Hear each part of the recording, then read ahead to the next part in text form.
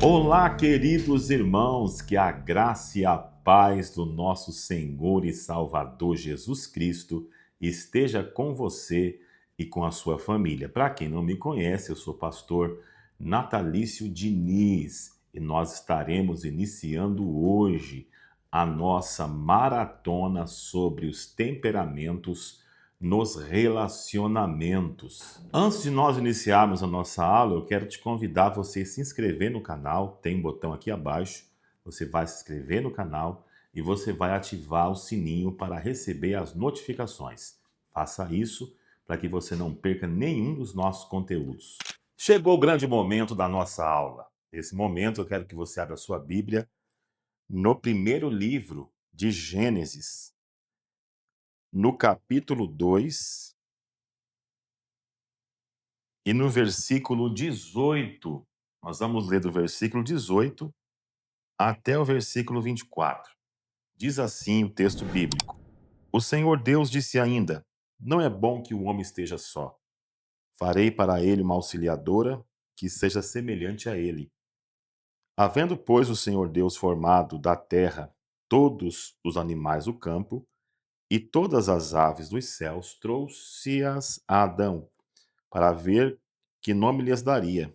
E o nome que ele desse a todos os seres vivos, esse seria o nome deles. O homem deu nome a todos os animais domésticos, às aves dos céus e a todos os animais selvagens, mas para o homem não se achava uma auxiliadora que fosse semelhante a ele. Então o Senhor Deus fez cair um pesado sono sobre o homem, e este adormeceu. Tirou-lhe uma das costelas e fechou o lugar com carne. E da costela que havia tirado do homem, o Senhor Deus formou uma mulher e a levou até ele. E o homem disse: Esta, afinal, é osso dos meus ossos e carne da minha carne. Será chamada varoa, porquanto do varão foi tirada. Por isso, o homem deixa pai e mãe e se une à sua mulher, tornando-se os dois uma só carne. Antes de nós definirmos o que é temperamento, quais são os temperamentos básicos que nós vamos abordar ao longo desse curso, eu preciso, nessa introdução, falar um pouco com vocês o que é casamento. Essa palavra casamento, que é muitas vezes banalizada no seu significado, mas uma palavra com um peso muito grande, com uma sacralidade muito grande. Primeiro, porque o casamento foi instituído por Deus, é uma instituição não que nasceu na mente humana, mas uma instituição que nasceu na mente de Deus. Então, Deus, ele é aquele quem projetou o casamento, quem deu origem ao casamento. Então, o casamento ele tem origem divina, o casamento tem origem em Deus. Eu gostaria de definir, em rápidas palavras, o que é casamento, antes de nós adentrarmos ao nosso curso. O casamento é uma união de duas pessoas. O casamento é uma união de duas pessoas para um só propósito. Então aqui nós começamos a definir o que é casamento. O casamento é a união de duas pessoas para um só propósito. Por isso, o texto bíblico diz: se tornarão os dois uma só carne. Duas pessoas, um só propósito. Então, repetindo, o casamento é uma união de duas pessoas, de dois seres, homem e mulher, isso biblicamente falando, com um só propósito. O casamento é uma aliança, um concerto que deve durar a vida inteira. O casamento não deve ser dissolvido. O casamento é uma aliança e essa aliança deve durar toda a vida. O casamento é uma escola. O casamento é uma escola onde nós aprendemos a ser aquilo que nós nunca fomos. Quando nós entramos no casamento, nós começamos a aprender, nós começamos a aprender sobre o nosso cônjuge, nosso parceiro, nossa parceira, nós começamos a entrar em uma escola aonde nós vamos precisar desenvolver ao longo da vida, ao longo do relacionamento. O casamento também é um sistema, um sistema conectado. Então, o casamento, ele é um sistema que se conecta, as duas partes fazem parte desse sistema, um único sistema que se conecta. Então, marido, mulher, sua prole, seus filhos, é um grande sistema, um complexo sistema, aonde esse sistema ele se conecta, cada um servindo com a sua parte, cada um se conectando de uma forma. O marido se conecta à mulher, a mulher se conecta ao seu marido, o marido e a mulher se conectam aos seus filhos, à sua prole. Então, esse sistema complexo ele está conectado. Então, isso fala de família, isso fala de relacionamento. E sendo o casamento essa união de duas pessoas para um só propósito, sendo um sistema complexo que se conecta, sendo uma aliança que deve durar a vida inteira, é um grande desafio o relacionamento dentro do casamento. Se nós falarmos que o casamento não existe desafios, nós estaremos fugindo da realidade. Porque o casamento, ele é carregado de desafios. Desafios, pós-desafios que precisam ser enfrentados, que precisam ser vencidos. Os desafios fazem parte do casamento, principalmente por causa das diferenças. Um dos grandes desafios do casamento no século XXI é exatamente o desafio das diferenças. O desafio das diferenças já está expresso no nome do primeiro casal. Quando nós encontramos o nome e olhamos para o original no hebraico, Adão e Eva, o homem e mulher, no hebraico bíblico, Adão é Ishi, o homem é Ishi, a mulher é Isha. Então aí nós já vemos que há uma diferença entre homem e mulher. Então, quando nós falamos desses desafios no casamento do século XXI, os desafios eles aparecem principalmente porque o casal vem de cultura familiar diferente. Cada um tem uma cultura familiar diferente. Às vezes a mulher foi criada em uma cultura militar, aonde os pais eram militares. Às vezes o marido, por exemplo, é criado numa família um pouco mais liberal. Então essa cultura familiar diferente ela vai ser trazida para dentro dessa união dessas duas pessoas que estarão em busca de um só propósito. Então é um grande desafio. A cultura familiar diferente é um grande desafio. A educação diferente é outro desafio. As experiências da vida diferentes, cada um teve a sua experiência, é um outro grande desafio. As crenças diferentes. Quando eu falo de crença aqui, eu falo de verdades internas, verdades interiores. Essas crenças aqui têm a ver com a mentalidade que eu tenho. Então, crenças diferentes é um grande desafio, porque às vezes o marido tem um tipo de mentalidade, a esposa tem outro. Então, isso é um desafio que precisa ser superado dentro desse relacionamento. Opiniões e gostos diferentes. Então, nós temos opiniões diferentes, gostos diferentes, ponto de vista diferente, visão de mundo diferente. Então, são duas pessoas que são diferentes em todos os aspectos. Pessoas que estão unidas para um só propósito, porém são pessoas com muitas diferenças. Diferença na linguagem de amor. Nós vamos falar um pouco disso mais para frente. Cada um de nós temos uma linguagem que nós comunicamos amor de forma diferente.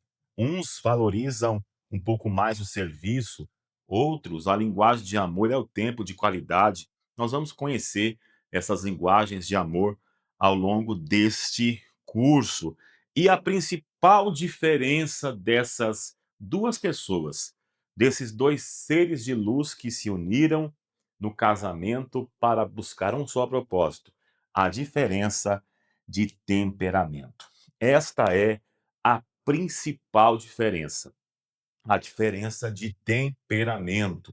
E é aqui que nós vamos entrar na nossa aula esmiuçando cada um dos temperamentos, fazendo uma análise sobre o temperamento da mulher e do homem dentro do relacionamento. Nós vamos fazer esta simulação de diferentes temperamentos, como é que se unem essas pessoas, como é que eles se conectam, como é que eles reagem, qual que é a visão de mundo de cada um deles de acordo com o seu temperamento. E essa diferença de temperamento é um dos maiores desafios do casamento. Temperamento é essa base emocional e comportamental que cada indivíduo possui desde o seu nascimento. Temperamento, então, é uma base emocional, uma base comportamental. A forma que eu olho a vida, a forma que eu reajo às situações, às pressões, a forma que eu vivo, a forma que eu manifesto a minha vida, o meu ser no mundo, ele é baseado no meu temperamento. Se eu sou uma pessoa um pouco mais explosiva, um pouco mais cabeça quente, isso acontece por conta do meu temperamento. Se eu sou uma pessoa mais fria, mais calma, mais tranquila, isso também se manifesta por causa do temperamento. O temperamento é essa base emocional e comportamental. Quando eu falo de temperamento, eu me lembro de tempero, de mistura. Temperamento é essa mistura, é esse tempero genético. Nós herdamos dos nossos pais, dos nossos avós, uma herança genética.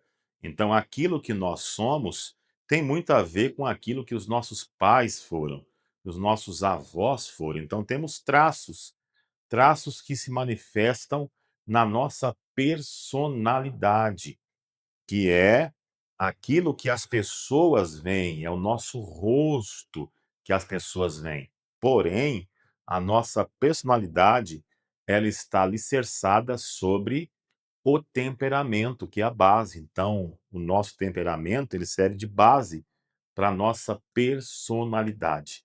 A personalidade é construída sobre essa base, que é o temperamento. Então, você é uma pessoa introvertida, não porque você quer, porque você tem esse temperamento mais introvertido. Você é uma pessoa mais alegre, mais expansiva, não porque você quer. Isso é natural, isso é de você. Por quê? Porque a sua base é formada por um temperamento expansivo, um temperamento mais alegre. Você age, às vezes, de cabeça quente, às vezes fala algumas coisas sem pensar, sem analisar, depois você até para e se arrepende.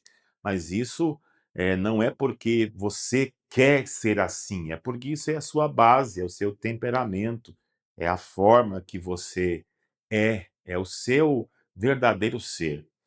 Então, nós precisamos entender bem isso. Temperamento é essa mistura, temperamento é essa base emocional e comportamental. Você se comporta com base no seu temperamento.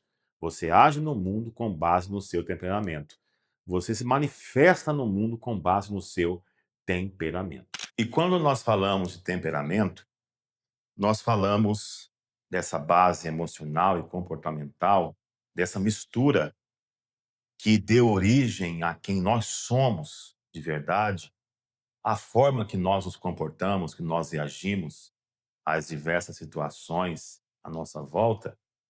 Quando eu falo de temperamento, eu preciso explicar em rápidas palavras, não é objetivo desse curso nós adentrarmos tão a fundo na origem, mas eu gostaria de citar o médico grego Hipócrates. Hipócrates é conhecido como pai da medicina e foi ele o principal idealizador da teoria dos 4 temperamentos. Então, Hipócrates, ele na época dos seus estudos, ele disse que os fluidos do corpo humano ele determinava o tipo de temperamento, o tipo de comportamento e reações das pessoas.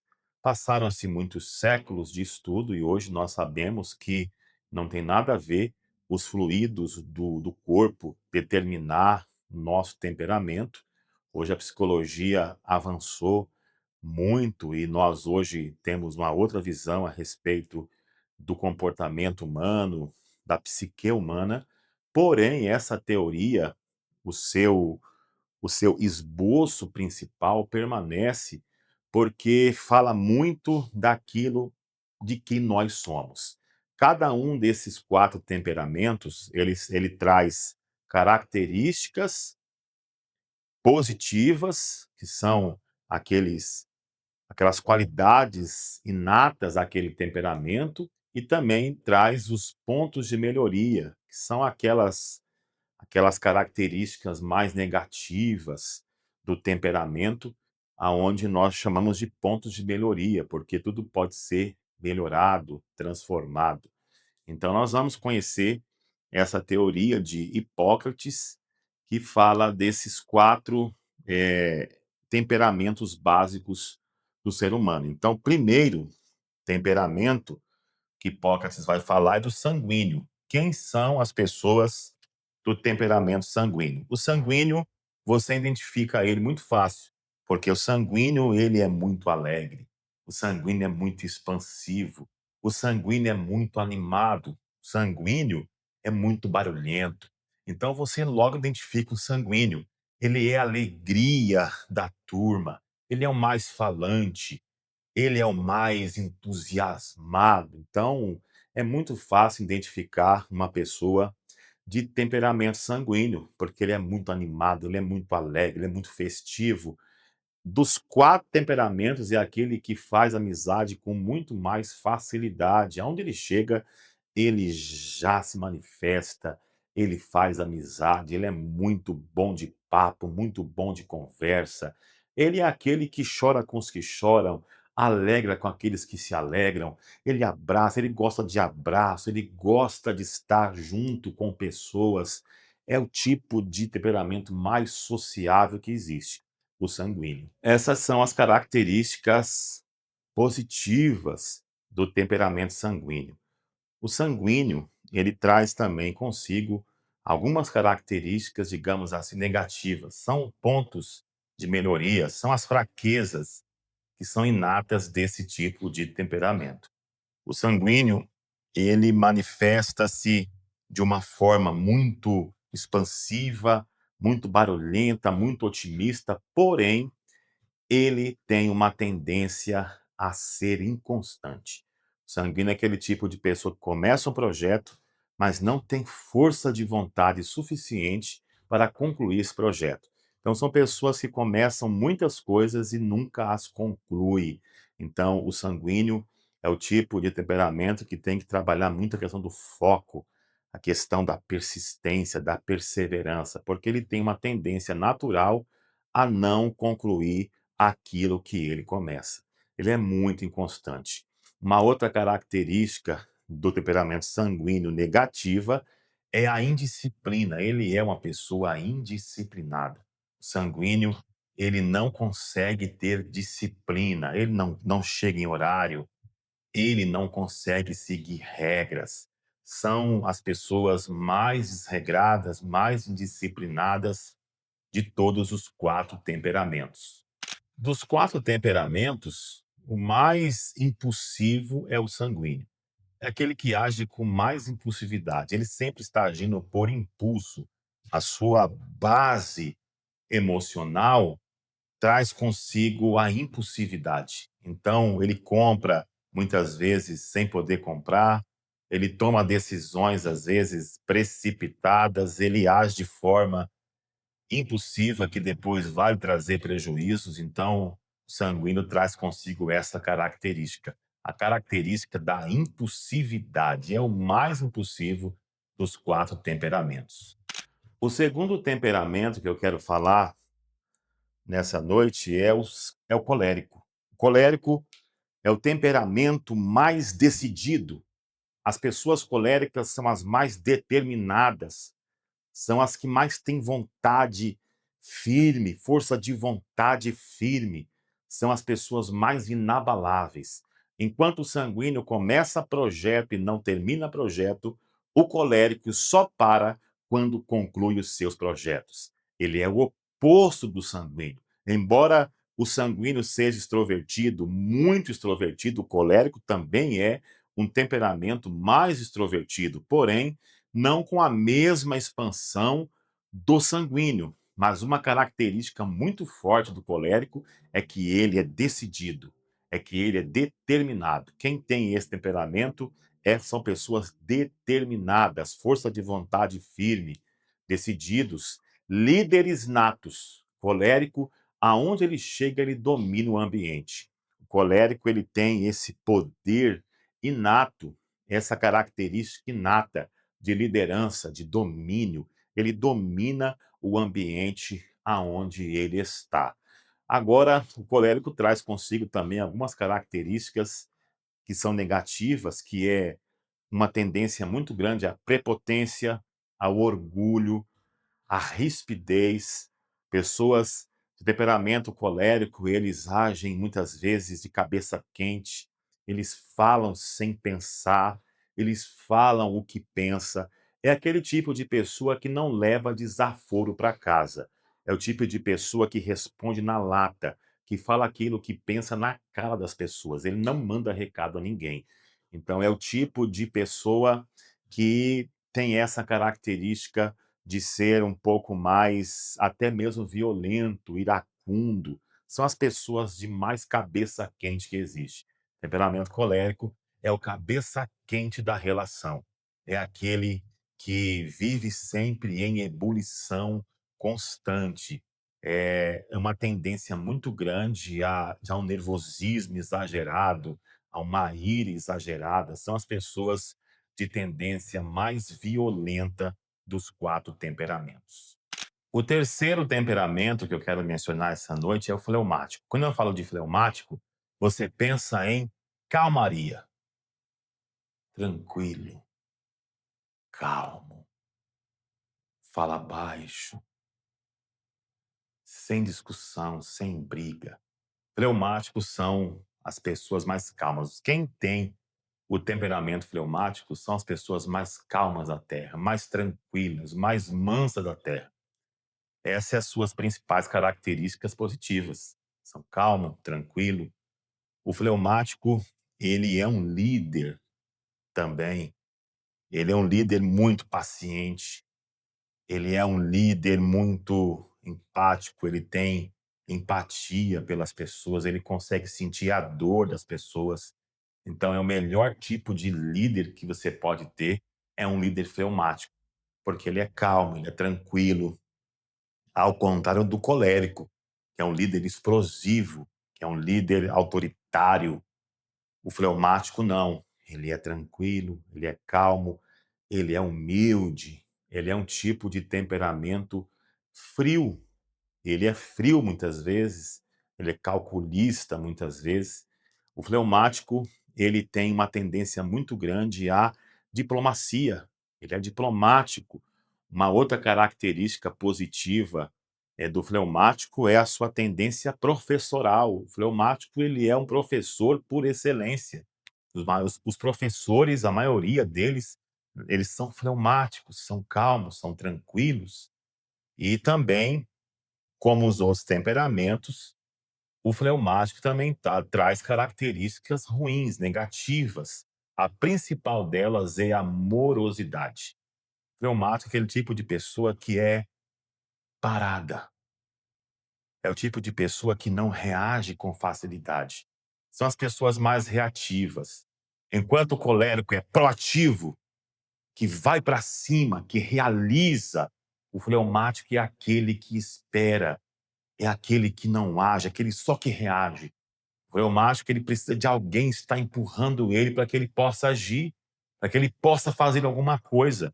O fleumático, ele tem essa tendência à amorosidade, essa tendência a descansar, a não querer se envolver. Ele, às vezes, até transparece, um tipo de sentimento como se ele não se importasse. As pessoas que convivem com pessoas fleumáticas, elas acham que eles são indiferentes, porque ele naturalmente, isso é a base da sua personalidade, a base comportamental, a base emocional dele é é fria. Ele chega, às vezes, a transparecer que ele é indiferente, embora ele não seja, mas por conta do seu temperamento, o fleumático, às vezes, transparece uma certa indiferença no relacionamento. O quarto temperamento que nós vamos analisar é o melancólico. O melancólico é o temperamento mais perfeccionista. Ele é perfeccionista. Quem é melancólico, você vai identificar o melancólico justamente por essa característica. Ele é uma pessoa perfeccionista. Tudo aquilo que ele coloca a mão, ele faz com perfeição.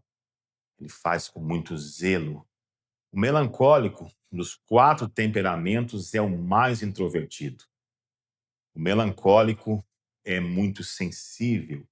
As pessoas de temperamento melancólicas são as pessoas mais criativas, são as pessoas mais habilidosas. O melancólico, ele é muito habilidoso, ele é muito criativo, porque ele é introspectivo. Dos 4 temperamentos, é o mais introspectivo, aquele que pensa muito, analisa muito. Uma das características do melancólico é justamente essa questão de sempre pensar muito antes de tomar decisão. Enquanto o sanguíneo, que é impulsivo, toma decisão, às vezes sem pensar, o melancólico é o contrário. Ele analisa, ele coloca no papel os prós, os contras, ele faz uma análise de toda aquela situação para depois tomar uma decisão. Ele fica remoendo ali dias há dias e dias e dias para tomar uma decisão, porque dos 4 ele é o mais racional, é aquele que mais pensa, que mais analisa. Ele é analítico, ele é muito analítico. Então, essas são as principais características do melancólico. O melancólico também tem os seus pontos de melhoria. E entre esses pontos de melhoria, o principal deles é justamente o pessimismo. As pessoas de temperamento melancólico são as mais pessimistas. Quando você conversa com o melancólico e você conta um projeto, ele não vai te mostrar no projeto os pontos positivos, ele vai focar nos pontos negativos, porque ele tem uma visão pessimista da vida. O melancólico é dos 4 temperamentos, é aquele mais difícil de você agradar, porque o seu padrão de excelência é muito alto, você não vai atingir, porque os padrões do melancólico são quase divinos, inalcançáveis, inatingíveis, por conta do seu perfeccionismo. Você nunca vai agradar alguém de temperamento melancólico, porque ele tem um padrão elevadíssimo. E para você conseguir chegar nesse padrão, você não vai alcançar. Então, é essa a sua principal característica negativa. E além disso, o melancólico são os tipos de pessoas mais antissociais. Se você conhece alguém antissocial, que não gosta de gente, não gosta de reunião, que não gosta de estar junto com ninguém, gosta de se fechar no seu canto, no seu mundo, pode escrever que essa pessoa tem um temperamento melancólico. Essas pessoas são as pessoas de maior tendência a serem mais ansiosas, mais deprimidas, por conta do seu temperamento, que às vezes é até sombrio. Ele tem uma parte escura no seu ser, que isso faz com que ele se feche. É o mais introspectivo. São pessoas muito sensíveis, E uma das coisas interessantes do melancólico é que o melancólico ele não tem muitos amigos. O melancólico tem poucos e bons amigos. Para você conquistar a amizade do melancólico, você tem que fazer muita coisa. E se você conquistou, pode ter certeza, você vai ter um amigo leal. Amigo leal se chama temperamento melancólico. São os mais leais, são os mais fiéis, por conta do seu perfeccionismo. Esse perfeccionismo lhe dá essa força, esse poder de não querer errar, de não querer magoar, de não querer decepcionar ninguém. Então, o melancólico é o tipo de pessoa mais fiel, é o tipo de pessoa mais amiga, mais leal. Porém, não é fácil você ser amigo de um melancólico, porque ele seleciona muito bem as suas amizades e é muito difícil você conquistá-lo. A partir da próxima semana, nós estaremos já falando sobre esses temperamentos nos relacionamentos. Aí nós vamos juntar esses 2 seres de luz, colocar eles dentro de uma casa e simularmos algumas situações que acontecem no dia a dia. Pode ser que você é um sanguíneo, casou com a melancólica, pode ser que você é melancólico, casou com um colérico. Então, nós vamos tratar de diversas situações e aonde nós vamos mostrar as formas de reação, como é que nós reagimos, como é que nós vamos conviver com um colérico, como é que nós vamos conviver com a melancólica, com a sanguínea, como é que nós vamos lidar com essas situações. Então, na próxima aula, nós já estaremos entrando a fundo nessa questão dos 4 temperamentos dentro do relacionamento. Meus irmãos, essa foi a nossa primeira aula da nossa maratona sobre os temperamentos nos relacionamentos. Se você gostou dessa aula, comenta aqui abaixo o que você achou, se você se identificou com algum dos 4 temperamentos. Bem verdade é que nós somos uma mistura dos 4, só que existe o temperamento que nós manifestamos um pouco mais. Sempre vai haver um temperamento que você vai se identificar mais com ele, vai parecer um pouco mais com você, tá bom? Não esquece do comentário aqui abaixo do vídeo, não esquece do like e se você quiser, compartilha com alguém, com um amigo, com um parente esse vídeo e traz ele para o nosso grupo VIP, porque vai ter muita coisa boa lá, tá bom? Que Deus em Cristo abençoe a todos.